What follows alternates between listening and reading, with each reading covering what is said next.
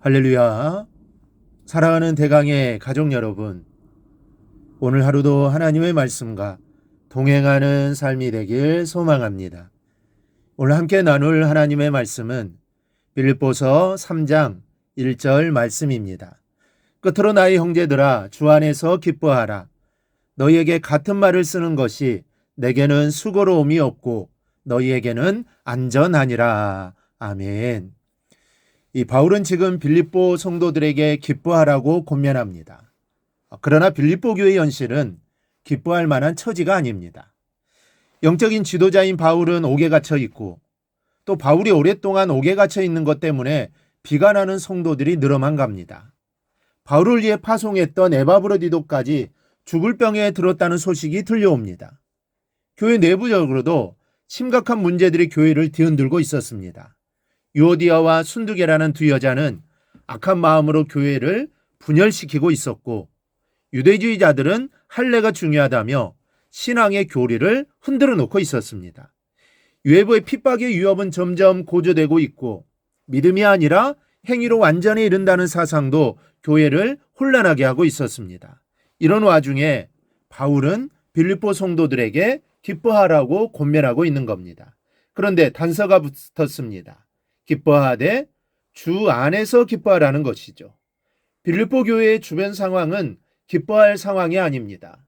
둘러보면 모든 여건이 좋지를 않습니다. 환경이나 여건이나 상황을 가지고 기뻐할 수 없는 현실입니다. 그래서 바울은 주 안에서 기뻐하라고 말하는 겁니다. 그렇다면 주 안에서 기뻐하라는 뜻은 무엇일까요? 먼저 주님 때문에 기뻐하라는 말씀입니다. 돈 때문에 기뻐하는 사람이 있습니다. 또 명예나 권세 때문에 기뻐하는 사람이 있고 또 자식 때문에 기뻐하는 사람이 있습니다. 술과 쾌락 때문에 사는 사람도 있습니다. 그러나 돈 때문에 눈물을 흘리는 사람이 얼마나 많습니까? 명예나 권세 때문에 망한 사람도 한둘이 아닙니다. 가지 많은 나무 위에 바람 잘 날 없다고 자식 때문에 가슴 졸이는 일들이 또 얼마나 많습니까? 술과 쾌락의 종말은 말할 필요도 없습니다.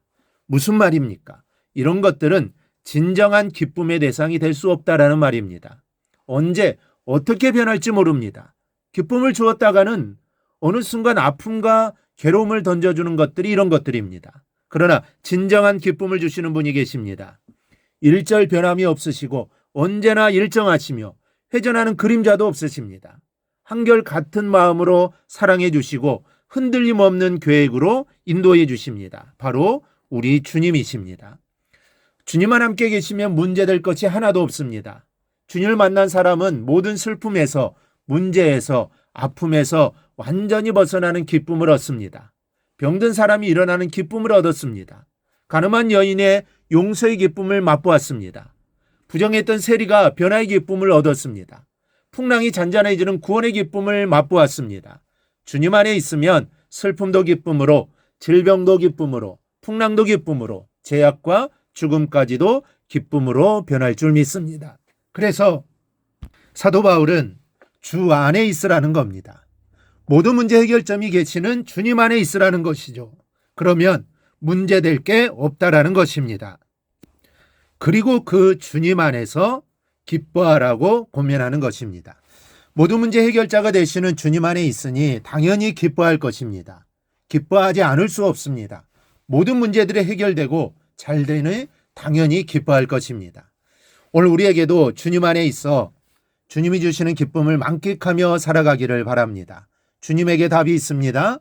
이 사실을 절대로 잊지 말고 어떠한 상황 속에서도 늘 주님 안에 거하기를 바랍니다. 둘째는 나를 위한 주님의 계획 때문에 기뻐하라는 뜻입니다. 하나님의 자녀에게는 반드시 자녀를 위해 계획하신 하나님의 미래가 있습니다. 우리의 종국은 분명히 성공이요 승리입니다. 우리의 결말은 영원이요 상급이요 기쁨이요 행복입니다. 다만 지금의 역경과 아픔들은 지나는 과정일 뿐입니다. 하나님께서 청사진을 가지고 이루어 가시는데 누가 감히 이것을 막겠습니까? 우리는 이것을 믿어야 합니다. 믿되 확실히 믿어야 합니다. 그러면 어떠한 상황에서도 기뻐할 수가 있습니다. 어떤 아버지와 아들이 사막을 지나고 있었습니다. 갈 길은 아직도 멀기만 한데 이 장례라는 태양은 사정을 봐주질 않습니다. 모래바닥은 복사일로 지옥 같고 엎친 데 덮친 격으로 마실 물까지 떨어지고 말았습니다. 아들은 그만 주저앉고 말았습니다. 아들아, 힘을 내자. 조금만 더 가보자. 아빠, 우리는 죽었어요. 길이 없잖아요. 아니야, 끝까지 가봐야지. 가다 보면 무언가가 있을 거야. 마을이 나올 거야. 주저앉은 아들을 다독거리며 억지로 길을 가는데 무덤이 나타났습니다. 아들은 무덤을 보고 그 자리에 털썩 주저앉았습니다. 아빠, 이젠 끝이에요. 우리도 이렇게 죽을 거예요. 이 사람도 여기서 죽었잖아요. 아버지가 말합니다. 얘 한번 생각해 보아라. 이 사람이 목말라 죽었다면 어떻게 스스로 무덤을 만들었겠니? 여기에 무덤이 있다는 것은 누군가가 이 사람을 묻어주었다는 증거야. 멀지 않은 곳에 사람이 살고 있다는 증거야. 자, 일어나자. 조금만 더 힘을 내보자. 얼마 후 부자는 오아시스가 있는 마을에 도착했습니다. 무덤이 끝이 아닙니다. 하나님의 계획은 오아시스가 끝입니다. 그러므로 무덤을 보고 낙심하면 안 됩니다. 오히려 무덤 속에서 오아시스를 확신해야 합니다. 그러면 죽을 고비에서 기뻐할 수 있습니다. 무덤을 보고서도 감사할 수 있는 것입니다. 바울이 말하는 주 안에서 기쁨은 바로 이것을 말하고 있는 것입니다. 그러니 우리도 주 안에서 기뻐하십시다. 무슨 일을 만나든지 어떤 형편에 있든지 주 안에서 기뻐하시기 바랍니다. 아직 기뻐할 일이 일어나지 않았지만 기뻐하면 하나님 반드시 기쁨의 일들을 주실 것입니다. 그 하나님을 온전히 신뢰하며 살아가기를 주님의 이름으로 축원합니다. 오늘 묵상한 말씀을 굳게 잡고 삶으로 실천하며 살아내는 대강의 모든 성도들이 되기를 축복합니다.